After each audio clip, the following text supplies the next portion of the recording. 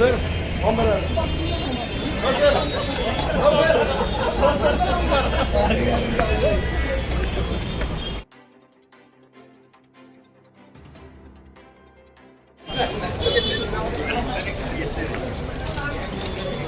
पुढे बाबा पुढे या.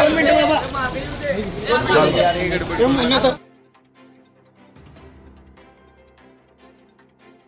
आज भारतीय जनता पार्टीचे सातारा तालुका आणि जिल्ह्यातील सर्व जिल्हा परिषद आणि पंचायत समिती उमेदवारांचे अर्ज सगळीकडे दाखल झालेले आहेत आणि ही जिल्हा परिषदची निवडणूक भारतीय जनता पार्टीच्या कमळाच्या चिन्हावर आम्ही लढवतोय आणि सर्व जिल्ह्यामध्ये सर्व ठिकाणी भारतीय जनता पार्टीचे उमेदवार निवडून येण्यासाठी आम्ही पूर्ण ताकदीनं प्रयत्न करू आणि भाजपच्या माध्यमातून येणारी जिल्हा परिषद ही भाजपच्या विचाराची कशी होईल हा आमचा प्रयत्न राहणार आहे.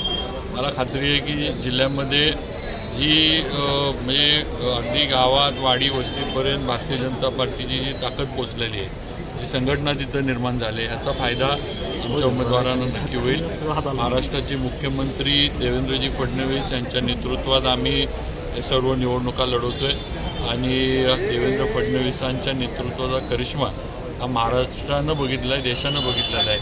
आज महानगरपालिकेच्या निवडणुका असतील, नगरपालिकेच्या निवडणुका असतील किंवा त्याच्या आधी झालेल्या विधानसभेच्या निवडणुका असतील, हे एक कर्तबगार नेता आणि खंबीर नेतृत्व काय असतं हे देवेंद्र फडणवीसांच्या माध्यमातून आपल्याला नक्की दिसतं आहे.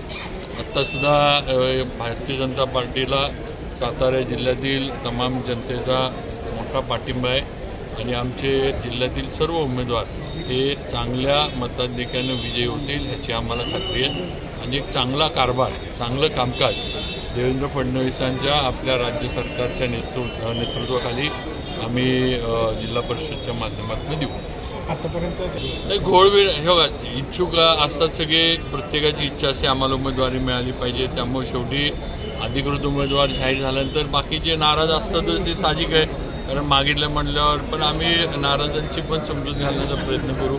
शेवटी जे पूर्वीपासून आमच्याबरोबर पक्षाबरोबर आहेत त्यांनी आमच्याबरोबर कायम राहावं हा आमचा प्रयत्न नक्की राहील. त्यामुळे नाराजांनी म्हणजे वेगळं काही भूमिका न घेता पार्टीबरोबर राहावं. उद्याच्या काळामध्ये नक्की पक्षाकडनं संधी देण्याचं काम त्यांना वेगवेगळ्या ठिकाणी होईल. कमिट्या आता पुढच्या काळात होऊ घातलेल्या आहेत. इतर महामंडळांच्या निवडी या निवडणुका झाल्यानंतर होणार आहेत.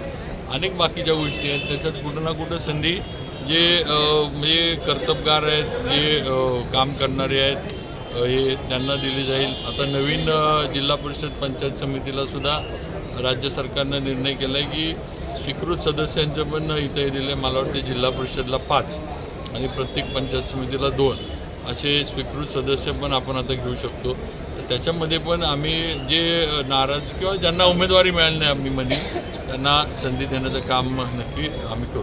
महाराजांच्या घरातले काही कार्यकर्ते होते एकत्र नाही, आता सगळ्यांचेच इच्छुक होते, प्रत्येकाच्या बरोबर असणारे समर्थक इच्छुक होते. जे मी आता म्हणले की सगळ्यांना काही तिकीटं सगळीकडे मिळाली नाहीत.